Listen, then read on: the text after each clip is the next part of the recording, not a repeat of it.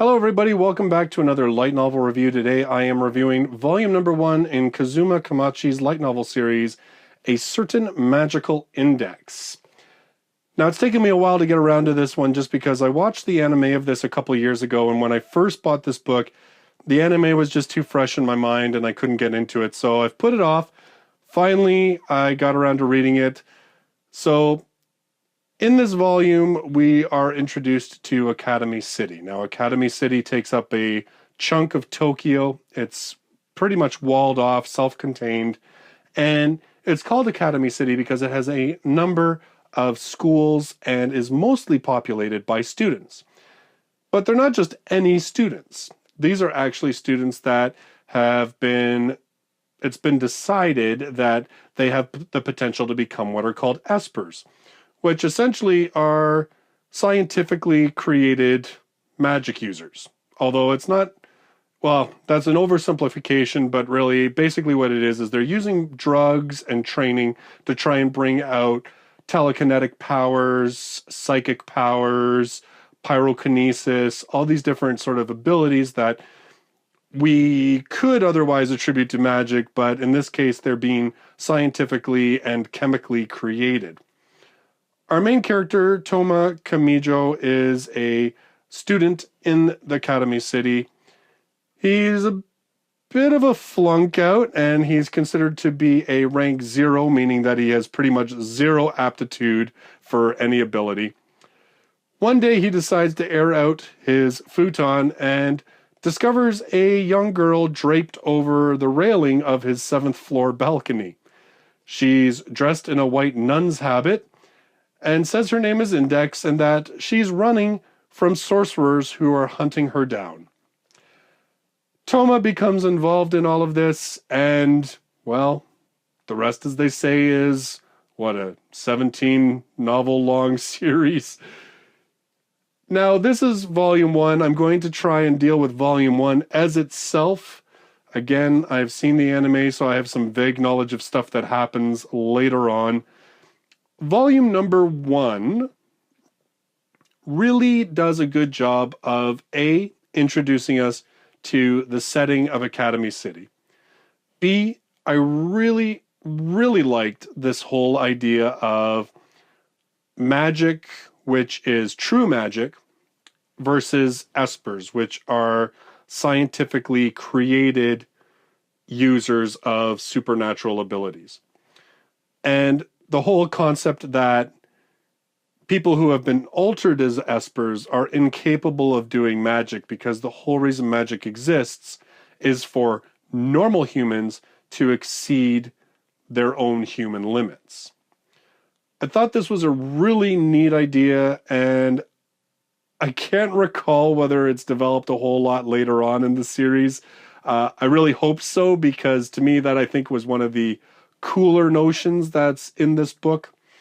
I also appreciated sort of a lead hero that has an ability that really is about powerlessness. It is an ability that essentially it makes him powerless, and it is ability to make others powerless. It's just an interesting little twist, because typically in a lot of our light novels, we have heroes who are superpowered, who the question is, how will they overpower the other superpowered enemy that they face? In this, you have a weak individual who is trying to figure out how to make his opponents as weak as he is. So it's a slightly different take, and that I enjoyed. It's a little fresher take on having a protagonist who isn't, OP like a lot of the protagonists that we have. Kirito. Anyway, moving on.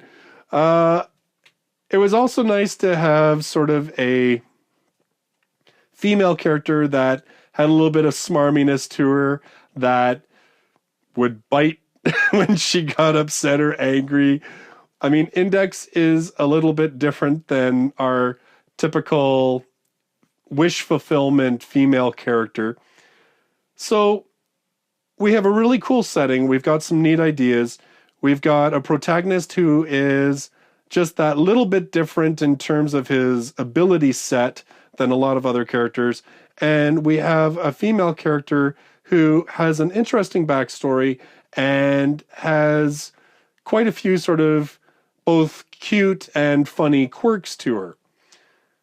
About the only issue that I have with this first volume is that it just seems a little too much.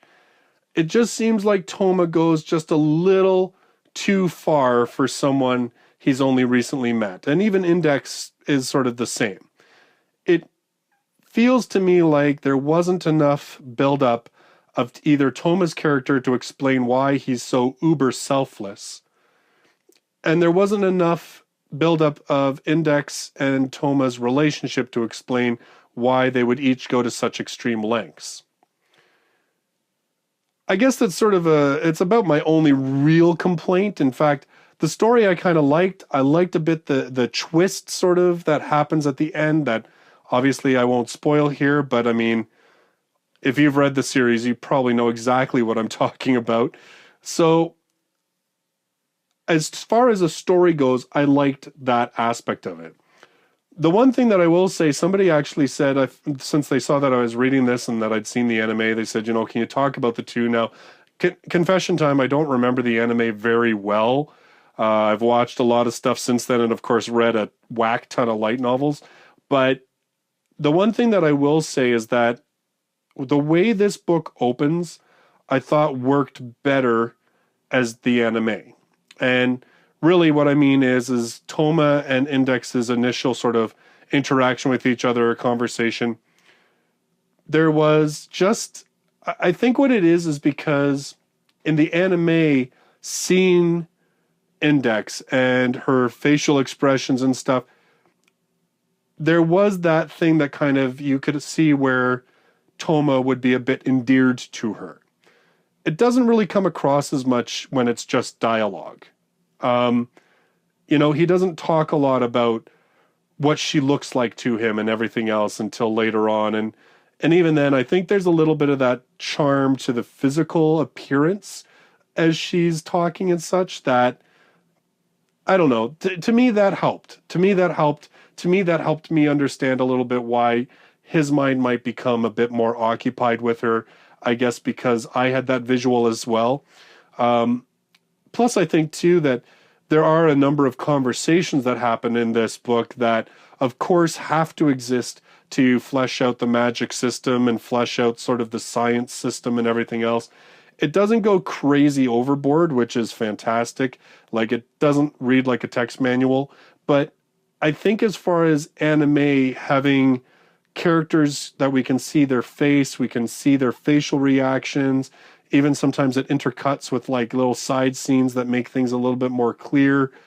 I think those aspects worked a little bit better anime-wise.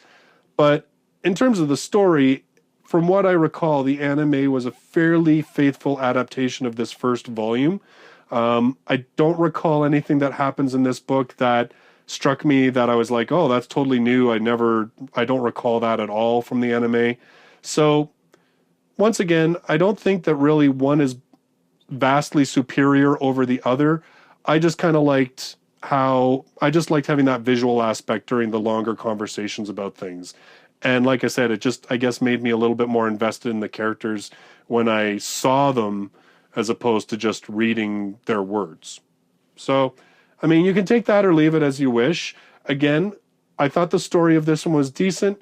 I really liked the potential of what the setting and sort of these two opposing systems of abnormalities and abnormal abilities set up against each other. There are things that I hope will be developed later in the series. I know to a certain extent they were, but I mean, even in the far other volumes that were never adapted into an anime. So those are my thoughts on A Certain Magical Index, volume number 1. Overall, liked the volume. Again, just I wish there had been a little bit more to either Toma's character or to his relationship between he and Index, just to really make the payoff at the end all that much better. So for my next review, I'm going to be doing something totally different that I haven't done before. I'm reading an ebook. So I'm going to actually be reading My Big Sister Lives in a Fantasy World because I think this one sounds kind of neat, actually. It sounds very different.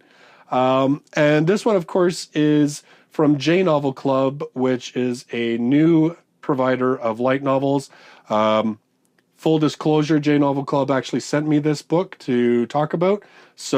And that's fantastic because honestly, I was going to buy it anyway because I wanted to see what their stuff is like, and this one sounded cool to me. So that's going to be my review next time. I hope you will join me for it.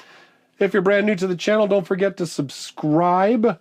I do have links to my old light novel reviews as well as my books because I don't just read them, I like to write them too. So again, thanks for joining me. I look forward to seeing you in the next video. Till then, bye-bye for now, guys.